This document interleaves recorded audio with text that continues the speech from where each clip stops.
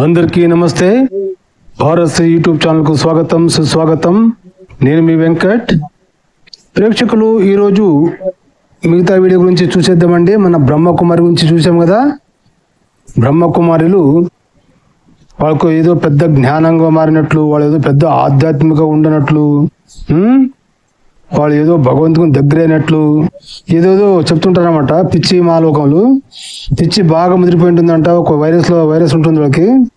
So ఆ virus ముదిరిన తర్వాత ఎవరు ఏం చేయలేరు.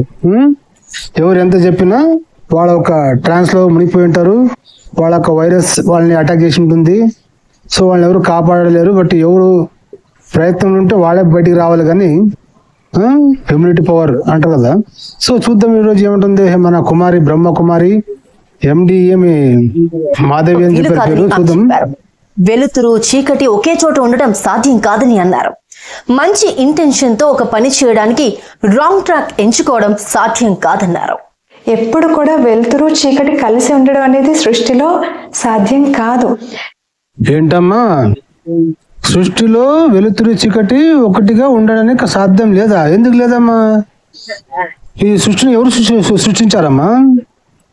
బైబిల్లో యెహోవా దేవుడు అనేవాడు సృష్టించాడు. ఇప్పుడు నువ్వు దేవునికి దగ్గర మాట్లాడతావు కదా. దేవుడు అంటే ఎవరు? ఫస్ట్ అది చెప్పలేదు నువ్వు. దేవుడు అంటే ఎవరు? బైబిల్ ప్రకారము యెహోవా దేవుడు సృష్టిని చేశాను రాసినారు. 6 రోజుల్లో సృష్టి చేశాడని. అప్పుడు చీకటి మొత్తం కమ్మి ఉండంట. చీకటి మొత్తం కమ్మి ఉండంట ప్రపంచం మొత్తం.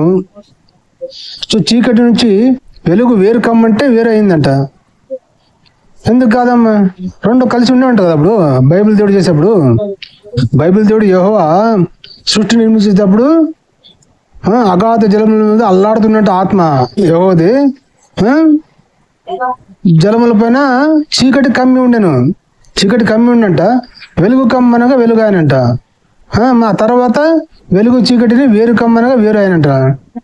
వెలుగు చీకటి కలిసి ఉండంట. వెలుగు చీకటి వేరు కమ్మంటే వేరు ఆయనంట. ఎందుకు ఉండదమ్మా? ఉంటుందమ్మా. సృష్టిలో సాధ్యం కాదు.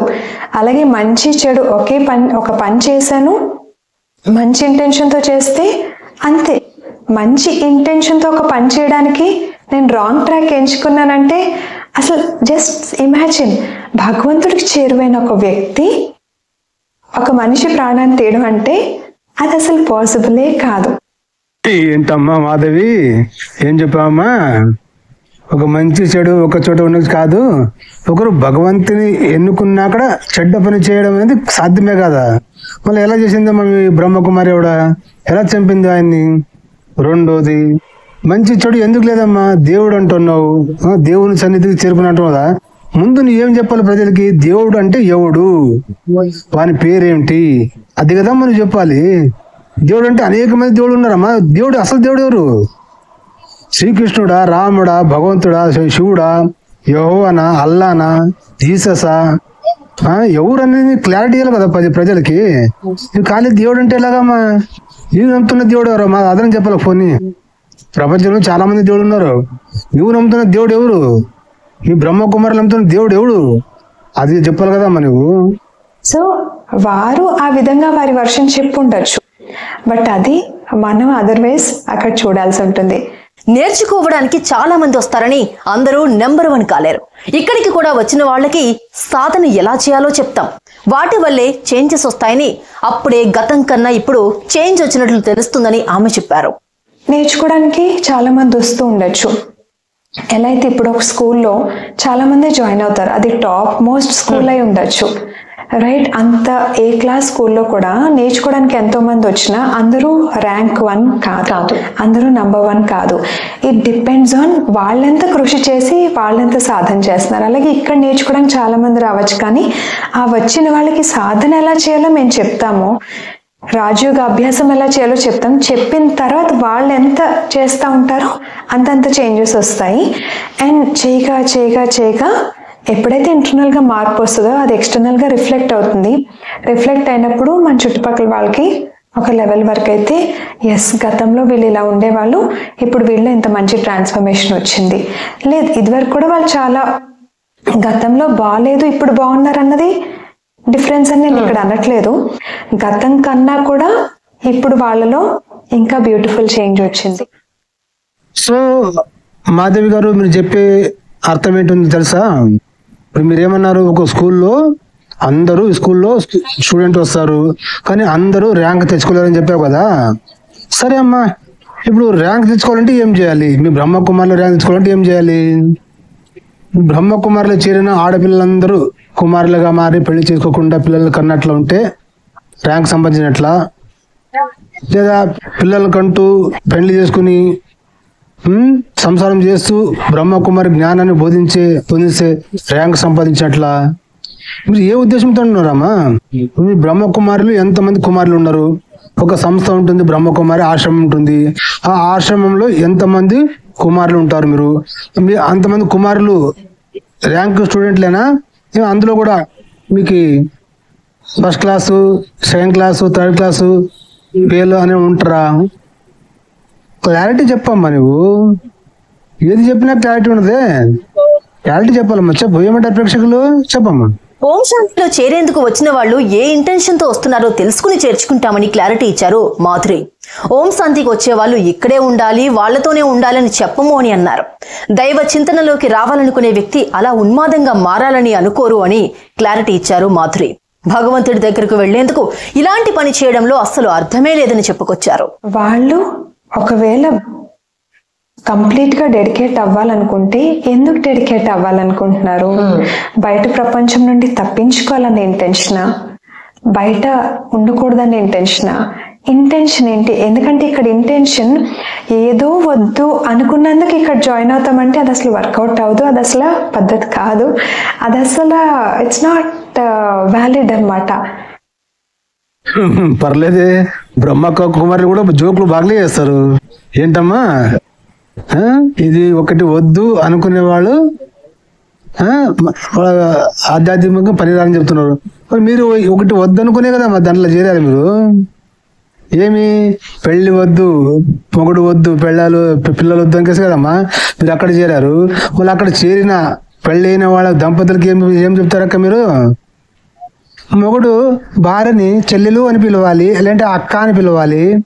భార్య భర్తని అన్నయ్య అని పిలవాలి. ఇదేం రోగం అక్క? ఇదేం దరిద్రం అక్క? ఇది ఏ గ్రంథంలో రాశారక్క? ఇది ఏ గ్రంథం చెప్పారు? బైబిల్లో ఉంది అది. అక్క తమ్ముడు, భార్య భర్తలు అక్క తమ్ముళ్ళే అంతా గప్చుప్ చేస్తారు, పెళ్లి చేసుకుంటారు, వాళ్ళ దాంట్లో ఉంటుంది. మా హిందూ సనాతన ధర్మం ఎక్కడుంది అక్క? చెప్పాలి కదక్క ప్రజలకి. ఒకరోజు వస్తుంది అక్క మీకు. ఏమొస్తుంది? జనాలే మీకు చెప్పు కొట్టే రోజు వస్తుంది. అర్థమైందా? చెప్పక్క. భగవంతుడి మీద ప్రీతి కొద్దీ భగవంతుడి సేవలో ఉండాలనుకుంటున్నాను కాబట్టి భగవంతుడి గురించి నేను తెలుసుకుని నా జీవితంలో పొందుతున్న సుఖశాంతులు వేరే వాళ్ళు కూడా అందుకుంటే బాగుంటుంది అన్న ఇంటెన్షన్తో నేను సేవ కోసం డెడికేట్ అవ్వాలనుకుంటున్నాను. చాలా మంది ఏమనుకుంటారంటే ఓం శాంతికి వెళ్తే మ్యారేజ్ వద్దంటారు. అదొకటి కొంతమందికి అపోహ అనమాట. ఇక్కడికి వెళ్తే మ్యారేజ్ వద్దనడానికి ఇక్కడికి రావడానికి లింక్ ఏంటి? నేను అదే అడుగుతున్నాను అక్క. బ్రహ్మకుమారులు రాడిన వ్యవస్థ అంటే పెళ్లి చేసుకోకూడదని అపోహన చెప్తున్నారు కదా. అంటే మీరు అపోహన, అది నిజం కాదా? సత్యం కాదా? మీరు బ్రహ్మకుమారులు అందరూ పెళ్లి ఎందుకు చేసుకోరు? సరే, సేవలో వెళ్ళారు. సేవ చేయాలంటే ఏం చేయాలి? భగవంతునికి పవిత్రంగా ఉండాలా? అంటే సెక్స్ అంటే అది వేరే. భార్యాభర్తలు ధర్మపతి పతి పత్నులు పెళ్లి చేసుకొని సంసారం చేస్తుంటే దాన్ని ఏమంటారక? సృష్టి క్రమం అంటారు, సృష్టి కార్యం అంటారు. అది అపశుద్ధ ఎట్లవుతుందక్క? పరిశుద్ధమైనది కదా అది, భార్యాభర్తల బంధం అనేది. పోనీ మీరు ఎందుకు పెళ్లి చేసుకోవట్లేదు? దాని రీజన్ చెప్పండి పబ్లిక్కి ఓపెన్ గా. మళ్ళీ పెళ్లి చేసుకోరు, సరేనా? మళ్ళీ వచ్చిన వాళ్ళకి కూడా మీరు సేవ అంటున్నారు కదా. ఇప్పుడు సేవ అని దేనికంటారక్క?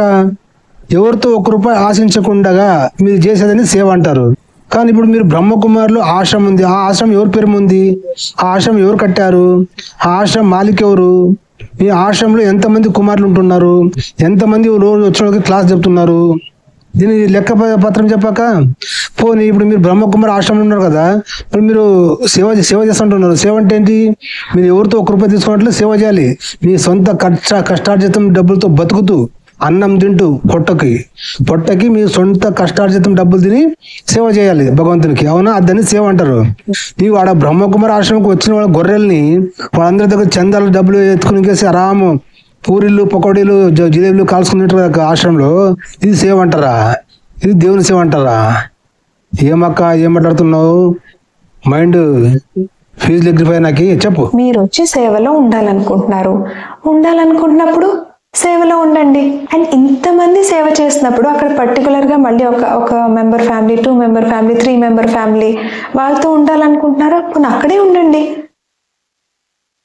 ఏమక్క మీరు సేవ చేస్తూ ఫ్యామిలీ 2 ఫ్యామిలీ 1 వాళ్ళతో ఉండాలనుకుంటే అక్కడ ఉండాలని చెప్తున్నారు కదా, మీరందరూ ఆశ్రమంలో ఎందుకు పండుకుంటున్నారు అక్క? ఆశ్రమంలోనే ఎందుకుంటున్నారు అక్క?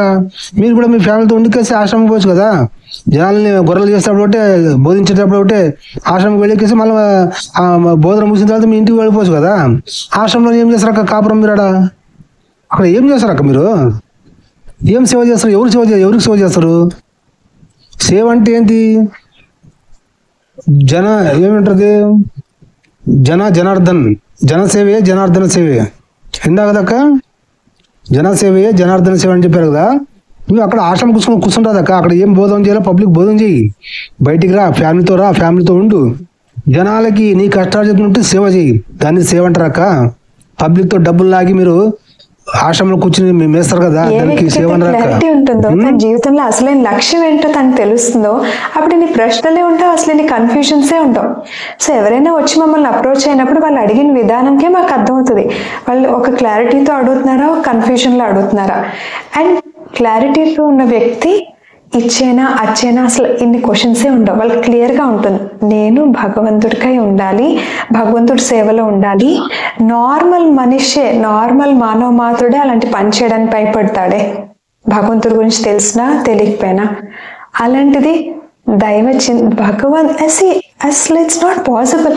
భగవంతుడికి దగ్గరయ్యి ఆయనకి ఇంకా దగ్గర అవడానికి తప్పు పని చేశానంటే అందరికీ క్లియర్గా అర్థమవుతుంది. అది అంటే వారేమి భగవంతుడికి దగ్గర అవలా, భగవంతుడిని అర్థం చేసుకోలేదు. నాకు నవ్వు వస్తుందక్క. మీరు చేస్తున్నది అదే కదక్క, భగవంతు సేవ అని, భగవంతు దగ్గర అవ్వాలని కలిసి పెళ్లి చేసుకున్నట్ల సన్యాసులుగా బ్రతికి ఏం సాధిస్తారక్క? ఏమైనా చెప్పరు కదా. మీ బ్రహ్మచారి చేస్తున్నారు, మీరు హిందువులే చెప్పుకుంటారు కదా. మీరు హిందువులే చెప్పుకుంటే తెల్లచిరమ హిందూ ధర్మం ఎవరు కడతారు? విధవరాలు కడతారు, మూడు సత్యమైన కడతారు. మీరు విధవలారా కాదా? మీరు శాంతి కోసం అంటారా? శాంతి కోసం శాంతికి చిరునామంటారా? సరే అక్క, మన సనాతన ధర్మంలో స్త్రీలు సింధూరం పెట్టుకున్నది ఎక్కడ రాశారు? ఏ గ్రంథంలో రాశారు చెప్పాక. మీరు సింధూరం ఎందుకు పెట్టుకోరు? సింధూరం పెట్టుకోవచ్చు కదా అక్క, చెవులు కొమ్మలకు పెట్టుకోవచ్చు కదా. దేవుని సేవ, దేవుని మీరు సేవ చేస్తారు కదా, దానికి అడ్డమవుతుందా? మీ దేవుడు చెప్పాడా వాళ్ళు పెట్టుకోకూడదు అని చెప్పాడా? ఏ దేవుడు చెప్పాడు? ఏ గ్రంథంలో చెప్పాడు? నాకు చూపించాలి, నాకు ప్రజలకు చూపించాలి. మీ అంతకు మీరే పిచ్చోళ్ళలాగా సైకోలాగా మారిపోయి, ఒక వైరస్ లాగా మారిపోయి ప్రజలందరినీ ఆ వైరస్ కొడుతుంటారు కదా. మీరు ఇది సరికాదు కదా, తప్పు కదా. ఫస్ట్ మీరు ప్రజలకు ఏం చెప్పాలి? మీరు నమ్ముతున్న దేవుడు శివ పరమాత్మ అంటారు. అదే ఎవరు శివ పరమాత్మ? మేము శివుని పూజ చేస్తాం కదా, ఆ శివుడా? మీ శివ పరమాత్మ అంటే వాడు ఉండదు, వాడు దొంగ దాదా లేఖరాజు అనే లుచ్చాగాడు, పాకిస్తానుడు ఆలిఫ్ ఖాన్ గాడు, వాడా? మీకు దేవుడు ఎవడు? వాడా దేవుడా? అది కరెక్ట్ క్లారిటీ అవ్వాలి పబ్లిక్. మీరు నిజంగా మీరు దేవుని సేవలకు ఉంటే, లేదా వాని దొంగ ఆలిఫ్ ఖాన్ దాదా లేఖరాజు వాడు దొంగ, వాని సేవలు ఉంటారా? వాడది భగవంతుడు మీకు చెప్పాలి పబ్లిక్కి. అర్థమైందా?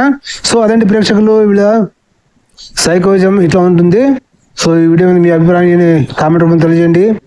వీడియో నచ్చితే లైక్ చేయండి, సబ్స్క్రైబ్ చేసుకోండి. ఆ వీడియోలు మరిన్ని వీడియోల కోసం నోటిఫికేషన్ జారీ వస్తుంటుంది. సో ప్రేక్షకులు, మరొక వీడియోతో కలుసుకుందాం. అప్పటి వరకు జై హింద్, వందే మాతరం, భారత్ మాతాకి జై.